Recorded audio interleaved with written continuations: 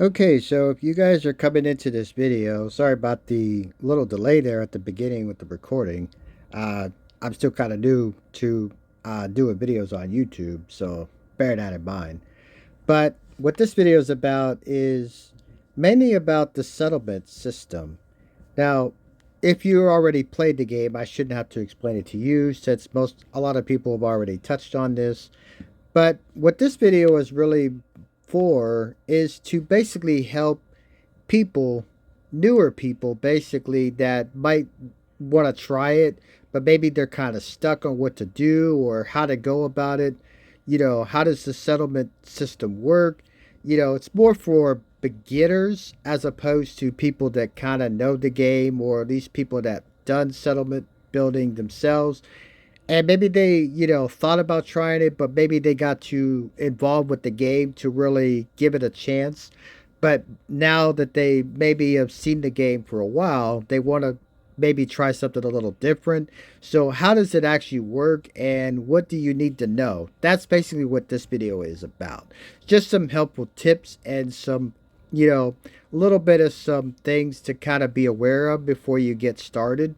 So, just something to bear in mind. Um,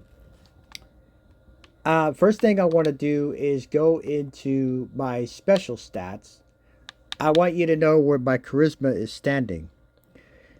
Charisma in this game, at least in Fallout 4's case, is very important when it comes to settlement building.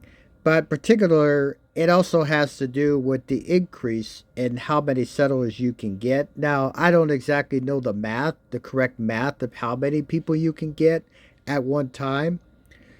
But, you know, you get a certain number in each settlement, for example.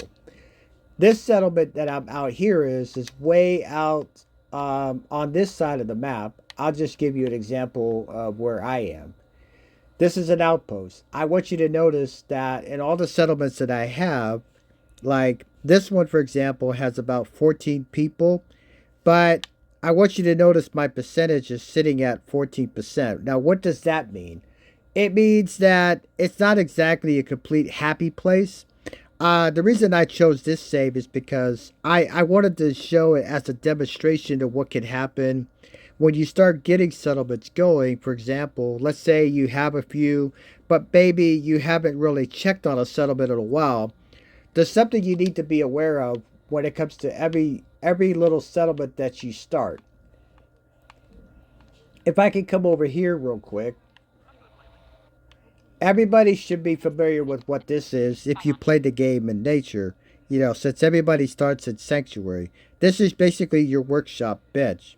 Once you establish this will unlock a settlement that you could basically start. But in order to get people to come into your settlement, you need what is called a radio beacon. So if I go in, for example, okay, to get people to come in, see if I can get out of Deacon's way here, for example. Look at all these people, man. I'm having a hard time just showing you guys. Okay. You want to go into your power structure, and basically what you want to get is this device. Now, I don't have any. I'm kind of limited on steel at this particular place, so I can't exactly bring it out. But you want to set this down. That's basically what you want to do. If you have the materials to use it, this is basically what you want to set up. And then you basically go over here and you basically use a generator to basically get it started. All you need is to hook it up to the radio beacon tower, and then that basically will bring in your people. But what you need to keep in mind is that people will eventually start coming in. But in order to make settlements happy, though, in order to keep them satisfied and the people, doing all right, you have to make sure that you keep on top of the settlements that you have. Sometimes, like for example, the reason why I decided to show this save is because I wanted to show what would happen if you get settlements going. But let's say you forgot about one or haven't been to one in a while, you can get results like this if you're not paying attention. Now, if I go over to Sanctuary, for example, let me hop over here and I could show you an example with that. So if I go over to Sanctuary, with this particular character that I have. You'll notice that the percentage is a little higher. That's because most people start here. This is where most people at least start their settlement builds if they're going to get anything going.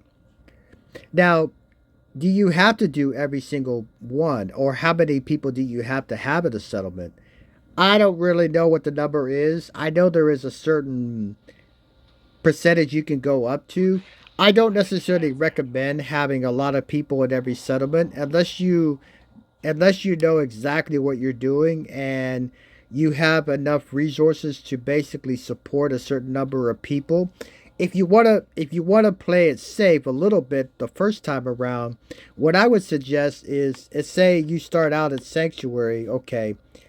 If you come here, I would say this is one of the easier ones to kind of work with because you get a lot of resources from this place just simply due to the fact that there's a lot of broken down old pre-war homes that you can basically scrap and use stuff out of. So there's things that when you get in here, there's a lot of stuff you can kind of get yourself going. But, you know, Sanctuary is also, some people like to use Sanctuary as a main player home base to like maybe send a companion to and things like that. Well, the thing you have to keep in mind about companions is that companions also count as a settler when they take up settler space when they're in a settlement. So depending on if you have companions with you, wherever you send them, they will basically count as somebody taking up a space for a settler to come in. Now, that's the thing you have to keep in mind. There's so many ways you can go about settlements, uh, you know, from resources to growing crops. That's basically what you want to do. To keep everyone happy, you want to make sure that you have, food, enough water, some defense. You'll notice that I have a few guards kind of running around. Yeah, that's the reason for it. The reason you want to do that you know. Now this radio tower's up. I have it up because I can keep a track of this one a little easier since I come back to Sanctuary quite often to drop off resources and get rid of old resources so that way I can continue to make money in the settlement but also be able to establish new things if I need to. But you can also shut the radio tower off if you don't need if you feel like okay, you reach a certain point where you're pretty happy with the people that are in it. Like if I come over here, how much money have I generated so far with this settlement? Well, if I go over, let's see, I have about 119 bottle caps in this settlement, so I can go ahead and grab it if I want. I have a couple of stores over here. I mean, I didn't do anything too crazy. You might see people with some pretty exotic builds. I didn't do anything too much. I got a clothing store here. There's a general store that I haven't quite set up yet, that I will. There's a clinic, which is a med store, and then there's a bar over this way. So just a couple of stores that I basically have up and going. That's basically it. As you can see, there's some guards running around. A couple of places, some turrets over here. The trick is when you get outside of Sanctuary. When you go to some other places like Red Rocket, you'll notice there's 10 people sitting at Red Rocket right now, and it's at 50%, 55%. Then if you come down by the diner, there's a settlement that you can basically start here. This is at 14%, and it's at 79% happiness. It's not the greatest, but it's not the worst either. Like they're not fully satisfied, they're not fully happy, but they're at least content with what's going on here. And then over here at Sunshine Tidings, I got quite a bit of people at this place. If I go over here to this particular one, like I said, this was an outpost I established a while ago. But what ended up happening is I accidentally ignored this particular settlement as a result, and so yeah, when it comes to settlements, what I would say is I only recommend it if you really want to dedicate yourself to it. You know, the reason I decided to basically kind of make a video on it is to show, let's say you're just playing the game, you might think you got settlements going, but then what happens when you start ignoring stuff and say you have, a bunch of settlements that are kind of going you can't easily forget about them in this game. So that's just something to keep in mind of. You know, I have people all the way from like the Green Nursery to all the way over the Coop Manor, just different places that you could basically use as a benchmark. And that's basically the best way you can go. Settlement building, what I would say is that if you do it right, it can be a lot of fun. But as you notice with my game, you can see there's a little bit of some lagging though. When you do start to get a lot of people, it does kind of drain a little bit on the It is pretty CPU heavy, so and I'm showing you this on an Xbox, so just keep that in mind. Consoles. When it comes to consoles, you guys know. There's certain things you have to keep in mind of. Now, do I do every single one? I mean, I usually claim every single one that I go to, or at least help out, but I don't necessarily. It depends on my mood, though. Some places I don't necessarily turn into a full settlement. Sometimes I'll just claim it and then just leave it be. If there's like maybe one or two people there, and then I'll maybe basically just call it a day, you know. But if it's a settlement that you're gonna see yourself coming back more often to, I would say you could try that and see how it goes for you. I would say work at it little one at a time and then establish different ones that you feel like. Because let's say you have weapons that you want to keep, or you have certain things that you want to have for your character only. Unfortunately, if they're in a settlement, though, settlers can get in your things once in a while if you don't direct them and guide them where you want. So that's something you have to keep in mind of. That's basically it. You know, so I'm not going to tell you how to build or what you should build in your settlement. What I'm basically giving gamers is basically some tips and some advice of what you could do, how to go about it, and what to be aware of as you start building. You know, the the more people that come into your settlement, the more that it's going to take, the more resources it's going to take to require to keep most of the people there happy. Because the goal is to basically, everybody that walks in, you want to give them at least something to do. That way, okay, you have a steady flow of not just income, but enough to where, okay, the place is somewhat content for you. You don't have to have maxed out happiness. Some people do. Some people, like to have that for their settlement, but you basically want it above anything that's negative. Now, how do you know when something is not right? Well, basically, what you do is, if you want to know if there's something that's off with you, like here, since I'm in Sanctuary, you'll notice that I have a lot of green, but you'll notice that my water situation is a little bit low.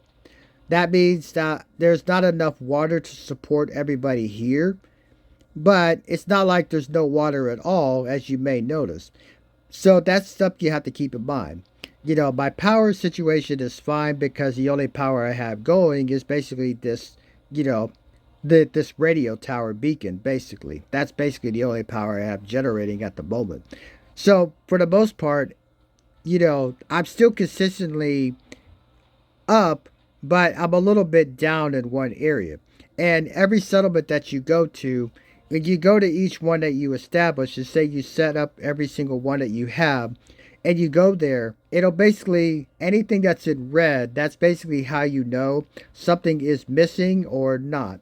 One of the things you will find that is hard to keep up with are beds, because the more people, as I said, the more people that come in, the more beds it's going to require to keep those people happy. Now, it doesn't matter what kind of bed it is. You just have to set something down. As long as there's a bed placed somewhere, that counts as a bed for that settler. And, they'll sleep wherever you put them. So, I mean, if you want to build like shacks, a bunch of barns outside somewhere, you could do that. All you have to do then is just place a bunch of beds in there and call it a day, and that would just make them happy. That's basically the idea. Because, you have to figure what the settlement system in this game is about. It's about, trying to rebuild our life back, kind of like it was during the pre-war days. It's not exactly the same thing, but that's the idea of what you're kind of trying to do. That's what, the Minutemen pretty much are about in this game, or at least that's the idea behind it, you know. But in terms of gameplay mechanics, in terms of the game though, it's a little bit micromanaged. It requires a little bit of hands-on work. Some of the things in the game, you could go and do quests, side quests, and factions and things like that. It's pretty simple to do. But if, let's say, you decide to get some settlements going, I mentioned before how it's easy to forget about those things when you're doing other things in the game. Yeah, it really is, because there's times where, I put the game down and, I forget about something that I had going. Next thing you know, I forgot I had a radio beacon turned on. Next thing you know, I had like 20 people in one place. And I'm like, where in the world did you people come from? Right? You would think it's like, okay, oh, wait, it just dawned on me that I put a radio beacon out here and forgot about it. That's the thing. So, it can be fun to mess around with, but it's just something you do have to keep in mind of. If you do it right and you know what you're doing, it can be a rewarding experience if you have, a bunch of different things going, because there is kind of a little bit of I don't know, a feel good moment when you have a bunch of people feel like they're happy and you feel like you're making a difference in the lives of so many different people. Because let's be honest, even without Preston sending you to a bunch of different places, you know, you can pretty much go to a lot of these places yourself and actually help a lot of people without him actually sending you there. He basically will give you the job as part of the experience. So if you come back to him, he'll just basically give it to you. And then by the time you retake the castle back anyway, if you go there, you'll just get information from the radio there, just giving you the same information that he would do normally on its own. But, anymore, I don't really go that heavy with settlement building anymore. Most of the time, the most that I usually do, is just maybe a couple, just kind of unlock a few places just so I can have them, get them out of the way, and then maybe help out a few people along the way. And then that's usually about the extent that I do. With this save here, it's just pretty much a random example that I'm using just for this video only. It's not a character that I use all that often, but this was one of my earlier characters when I early played the game early on that I just kind of came back to after, like, I don't know, 5 years of not touching this character. So you can see the results of what I was trying to do then. Um, I eventually got to a point after a while where the settlement thing just kind of frustrated me a little bit, because it was just hard to keep up with. Because not only do you have to keep up with the stuff that you have to deal with in the settlement, but you also have to deal with enemy threats, settlements being attacked, or even if you come in, sometimes when people respond, sometimes when when you fast travel to a settlement and say you were dealing with a quest beforehand, enemies sometimes will follow you back and then spawn out of a different place than they normally would be. This is why some people would say that walls don't really matter as much. Well, they do normally, if I'm talking in regular settlement attacks, but uh, but if a settlement gets attacked when you get back, or say you get somewhere and all of a sudden, shooting starts happening out of nowhere without some kind of an alert, that's because enemies basically followed you or tailed you, and that's basically how the attack escalated. Because you have to figure, even though you're fast traveling, technically what your character's really doing is walking or traveling back to wherever they're going to, and anything can basically stalk you along the way, especially if you're dealing with enemies in the game, and there's so many ones. A couple of times I've had gunners and things like, the automatron robots coming out of nowhere attacking people constantly. And I know that's not part of the normal settlement attack thing, because anytime a settlement is under attack, the player will always be alerted when a settlement needs your help. Now, if you don't pay attention to it or you ignore it, then it'll do kind of a random 50-50 thing where sometimes they can be successful, but other times they may not be so successful if you don't go there in time to defend it. It doesn't matter how much defense you have at a settlement. The way this game works, it's kind of weird how if you could have like 20 some turrets all over the place and about 20 different guards, and it wouldn't really matter if you don't show up at a settlement when a settlement's asking for as when a settlement's under attack. They basically, it's like a roll of dice kind of thing. But other attacks aren't necessarily connected to the settlement attack system itself. Other attacks can happen as a result of you fast traveling back to a different place. uh, you know I've got attacked a couple times going to fast traveling to Red Rocket, dropping off things, Sanctuary, you name it. It didn't matter where it was. Every once in a while there would be these attacks that would come out of nowhere, and basically that's it. And they would sometimes spawn inside the settlement as opposed to where they normally would be in the spawn points that they would come from. Like settlement, like sanctuaries, enemy spawn points are usually just a little outside of the main property areas of sanctuary. Most people say it's always inside. No, that only applies to when you fast travel. Settlement attacks only come from the spawn points that they generate for the settlement attack system only. Settlements that get attacked because of you is from people basically tailing your ass. That's basically what it is. Now, in order to avoid enemies attacking directly inside your settlement, you can move where your fast travel location is. So let's say since when you fast travel to a certain settlement like Sanctuary, it's usually always right in front of the workshop. But you can move where you want it to be. So let's say you move it elsewhere. That means when enemies travel or kind of come out of nowhere and start attacking with you, that means their spawn point kind of moved along with you at the same time. The enemies always kind of counteract one of the two places. So enemies that attack you from your angle are coming from your direction, whereas enemies that attack settlements that are part of the settlement system, they're coming from the spawn points that directly affect that only. You see how that works? I might not be explaining it right, but hopefully that might make some sense because a lot of people get confused by it. Even I did, and I've heard different people over the years. Trust me, I've listened to all kinds, but I've learned something different about that. Now, can they use those same enemy spawns that settlements get attacked from? Yeah, they can. They can come from there. Like, if I go over to Red Rocket, let's say, for example, I'll show you here. I'll show you where I'm about to fast travel. Now, hopefully, there's no enemies because I'm already in Sanctuary. There shouldn't really be any enemies following me right now because I'm not doing anything at the moment, to where any enemy could hop on or follow after me. You see where I just came from? This is the spawn point that you get with Red Rocket. Now, some people, I have seen some people spawn from this side, but that's if you move it. You can move it basically to this location. But the basic idea is that anytime you fast travel, it's always usually near the workshop of that particular settlement. So, like if I go over to Sunshine Tidings, for example, here's Sunshine, okay. Here's where the spawn point is for this particular place. I'll show you real quick.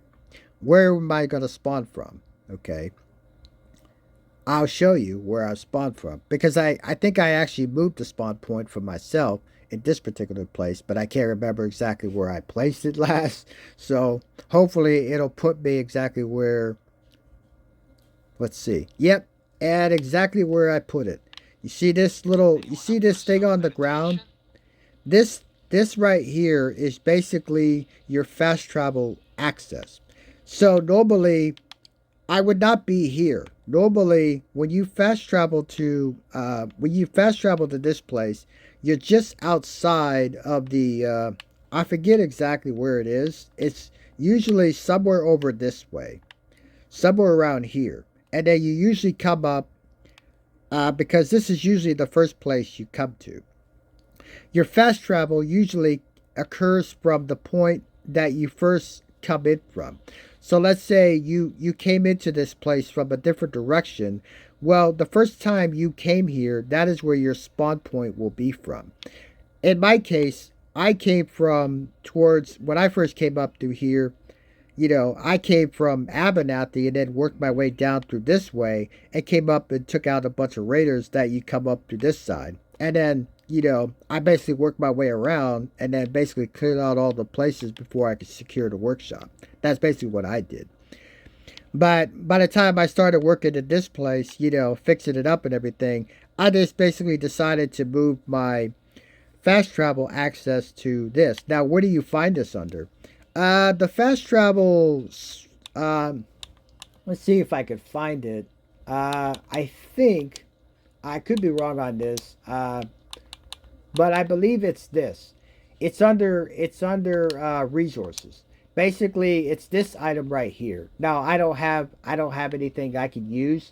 Now, the key point with this is that you could only do this one time, from what I understand. Now, this is just pertaining to the vanilla game, no mods or anything like that. So, just something to be in mind. I already moved this, so I can't place another one down in the same place, but I can move this. I can move it myself if I decide to basically move it elsewhere. So let's say I decide to move it outside. I could place it right here, and this would be basically my new spawn point, my new fast travel access to this place. I don't really have one in Sanctuary since it usually puts you right in front of the workshop anyway. So I don't usually worry about Sanctuary that much.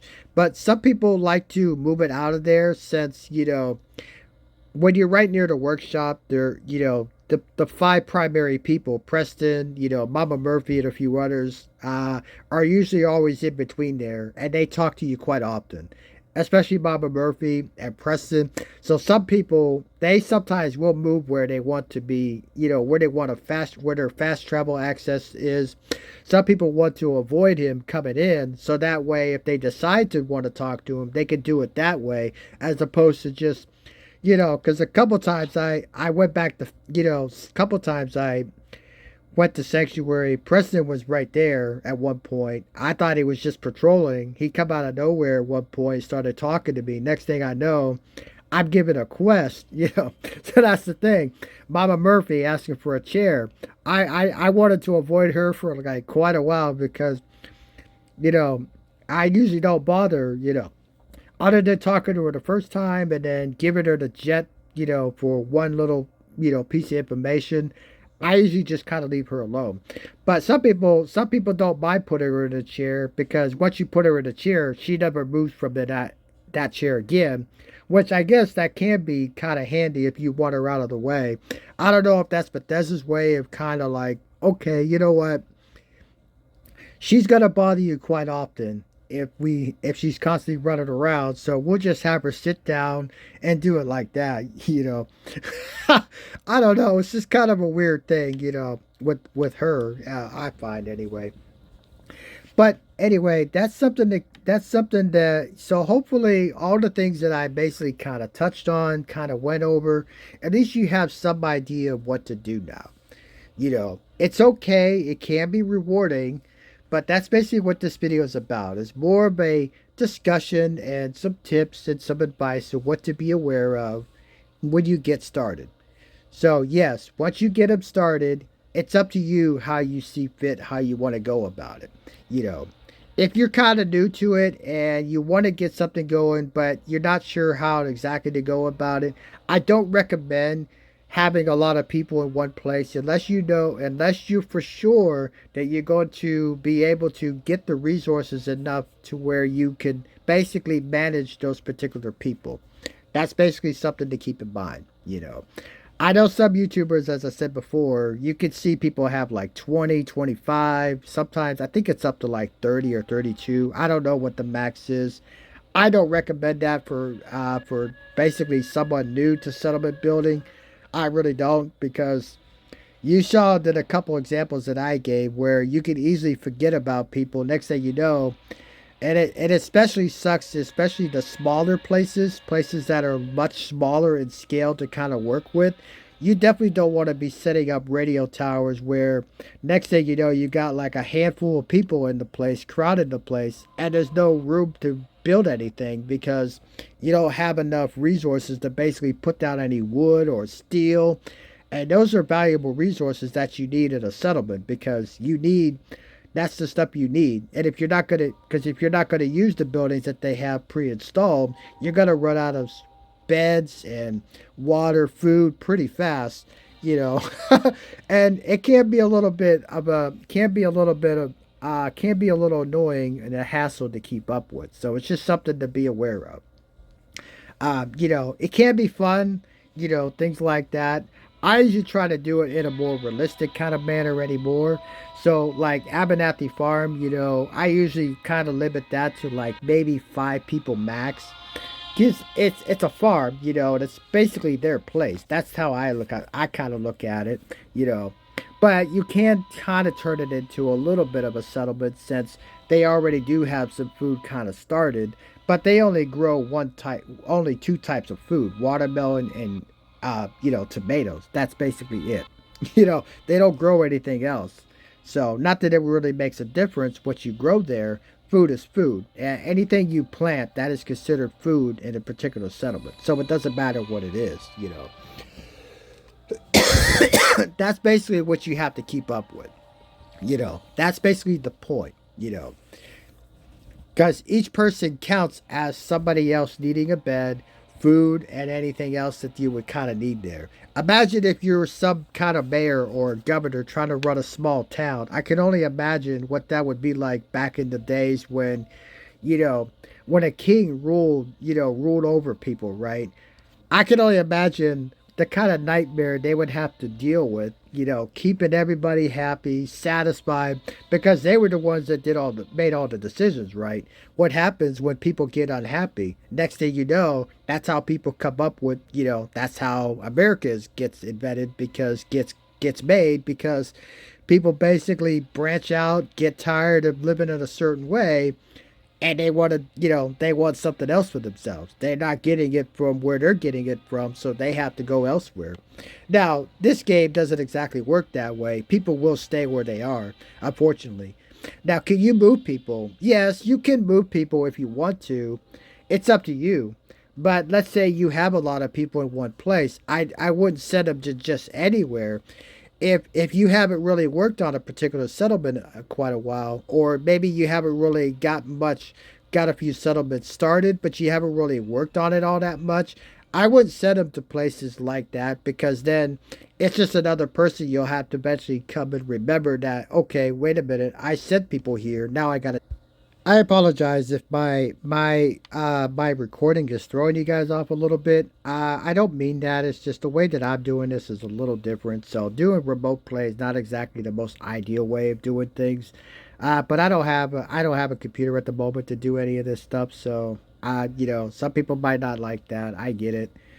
I wish I had better stuff. I used to have a computer, but not right now. I'm hoping I can get something in the future, but YouTube isn't something I'm trying to look to make a career out of or anything like that. I just post videos every once in a while, every now and then. And it's mostly games like this. So other than that, guys, this video went way longer than I had intended to do, but I could tend to ramble once in a while, so hopefully that don't bother some of you guys out there, because I know how some people could be.